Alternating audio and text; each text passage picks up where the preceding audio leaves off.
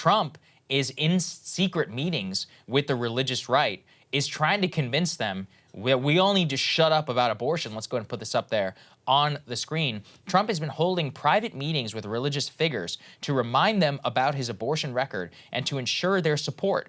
However, instead of thanking Trump for his role in repealing Roe v. Wade, the leaders are pressing him for commitments that go beyond what he is comfortable with and that he thinks voters will not allow him to get away with. According to two participants who have been in meetings with Trump, Trump has warned leaders in these conversations that Republicans, quote, risk losing big, in Trump's words, unless they follow his lead. He has warned leaders to shift their own messaging, telling him to always emphasize exceptions to bans in the case of rape, incest, or threat to the life in the mother. Trump has stressed in his 2024 plan it is necessary to prevent Democrats from painting him as an extremist. He has also conceded that big losses have already begun and for several weeks vented to confidence that GOP is, quote, getting killed on abortion or, quote, on the abortion issue. So there's a reason, once again, that Trump did not mention abortion one time. Not once did he mention Roe versus Wade in his 2024 announcement. He also didn't mention Stop the Steal. Internally, he knows exactly what is the least popular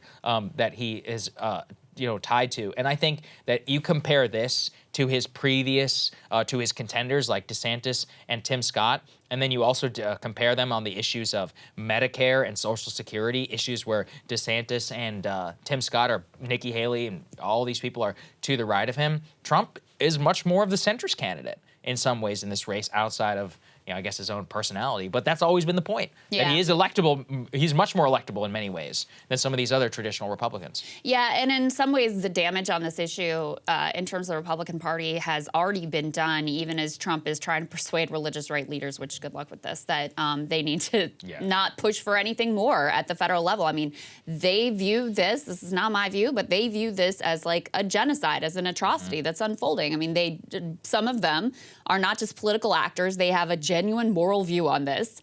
And so they are not going to be satisfied with, oh, we'll let California do what they want and let Alabama do what they want. And there's actually a new poll out that has polling both on the abortion pill that was, they put in an injunction at the Texas judge did, and the Supreme Court said we're going to let things stand as they are right now and allow access to this abortion pill in states where it is legal. It shows overwhelmingly that Americans think the pill should be available in states where it is legal. But it also shows in that same poll that a majority of Americans already think that it is the Republican Party's plan to ban abortion nationwide. So regardless of little messaging tweaks or them trying to say, oh, we really want to leave it up to the states, regardless of the fact that you haven't had, 100% of Republican elected officials or anywhere close to it say that they want to push for a nationwide abortion ban, this is already where a majority of the public, it's relatively 50-50 right now split, but this is where a majority of the public believes that the Republican Party wants to take things. Yeah, it reminds me again of the defund conversation. Everyone was like, no, I don't support that. And a lot of voters were like, well, like you used to use the word valence earlier. That's a very important one. Like, well, in terms of valence, like, I think that you sympathize with it more than don't. And that's unpopular, and I'm going to penalize you for it. And that's basically the same thing that's happening here with abortion. And it also comes on the heels of an outbreak of open warfare between both sides. The Trump Super PAC has released a new ad going after Ron DeSantis, calling him pudding fingers in reference to a report that DeSantis didn't have a spoon on an airplane and ate pudding with his fingers. Here's what they had to say. Ron DeSantis loves sticking his fingers where they don't belong. And we're not just talking about pudding. DeSantis has his dirty fingers all over senior entitlements, like cutting Medicare, slashing Social Security, even raising our retirement age. Tell Ron DeSantis to keep his pudding fingers off our money. Oh, and somebody get this man a spoon. Traumatized by that ad. It's okay. Yeah, it's definitely weird. This is the new Amy Klobuchar eating a salad with her comb, which is equally disgusting imagery. Obviously, this was targeted more to an online audience for fundraising and all that to get a rise out of him. Although, watching it again, It was sort of targeted at both. Sometimes campaigns will put out ads that are more just meant to go viral online and generate fundraising, which I think the pudding reference, like, a lot of people aren't going to get. But the Social Security and Medicare messaging, on the other hand, that is for a general, broader audience, for persuasion, not just for generating fundraising. So I think it's kind of designed to do both. Yeah, I agree with you. And the DeSantis one, the response has just been incredibly weak. This is what they came up with for their first attack ad on Donald Trump.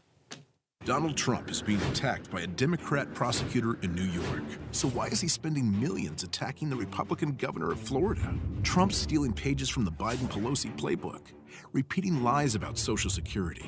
Here's the truth from Governor Ron DeSantis. You know, we're not going to mess with Social Security as Republicans. But what did Trump say? Entitlements ever be on your plate? At some point they will be. We will take a look at that. Trump should fight Democrats, not lie about Governor DeSantis. What happened to Donald Trump? Never Back Down Inc. is responsible for the contents of this. I mean, look, like, I guess on the merits, fair, but it just didn't, it seemed like a weak ad. And I've also seen other ones that DeSantis has released, or the DeSantis Super PAC has released. What did they say? Basically attacking Trump for caving to the gun lobby. They were like, Trump doesn't really have the back of the NRA. And Trump was literally speaking at the NRA the same day that they released the ad. And the NRA put out a tweet calling him a lifetime, like, gold member. So clearly the NRA still really likes Trump. I don't think you're going to convince NRA members that Trump was somehow bad. I just don't see it. I also think the framing of that, like, he didn't just follow lockstep with a powerful Washington lobby, is off, right? If you want to say he's not protecting, like, you know, people's rights and he failed us in various regards, where you're talking about the actual people he failed, not that he, like, let the NRA down. I don't know. I thought it was weird framing. I also think, listen, the thing with any sort of political attack is it has to be believable. And I just don't think that the Trump isn't pro-gun enough or the NRA doesn't like him enough attack is really going to land with a Republican base. I don't think it has enough believability about it. The issue with Trump and attacking him is always the fact that, you know, the things that most of the population really hates him for are kind of popular with the Republican base. Yeah, exactly. They love him for that. Yeah, exactly. Yeah. So, you know, the thing that people really overwhelmingly object to is, like, you know, to his rejection of the norms and his nastiness and his personal vindictiveness and all of those sorts of things. But, you know, good luck selling a Republican base on that's a reason to move away from him. I just, you know, I don't think that that's ultimately going to sell. And that's why they're struggling to come up with some sort of a coherent attack against him that's actually going to land and not lead to actually a giant backlash against you. Because that's the other thing that we've seen is when DeSantis tries out any of his little passive-aggressive jabs, there's a huge backlash against him. I saw a smart analysis about how part of what is so impossible for him is that his theoretical coalition is peeling away people that still like Trump, but just, you know, for whatever reason think he'll be better, less chaos or whatever, but they're still pro-Trump, and people who are like in the Liz Cheney vein of just totally anti-Trump. And this is a coalition that is very difficult to figure out how to pull together because they have really different ideologies and really different views of the country, really different views of Trump, obviously, and what his time in office actually meant and what his, you know, accomplishments or failures were. So I think it makes it really hard for DeSantis to try to figure out how to navigate these waters. I think you're right. I've always thought it's an impossible task, and that's part of the reason why I don't think he'll win. But look, I guess we could be wrong. We'll see. There's no doubt about it. That's where the race stands, at least right now. Yeah, that's what makes it interesting. Hey guys, ready or not, 2024 is fully upon us now, and Saagar and I have been brainstorming ways that we can really up our game for this critical election. Yeah, we rely on our premium subs to expand our coverage, to add staff, to upgrade the studio. We just want to give you the best independent coverage of this election, which is possible. So if you can help us out, become a premium subscriber today, breakingpoints.com, or the link is down here in the description video. It really means the world to us, and if you like what we're all about, this is the best possible way to keep us 100% independent, working only for you.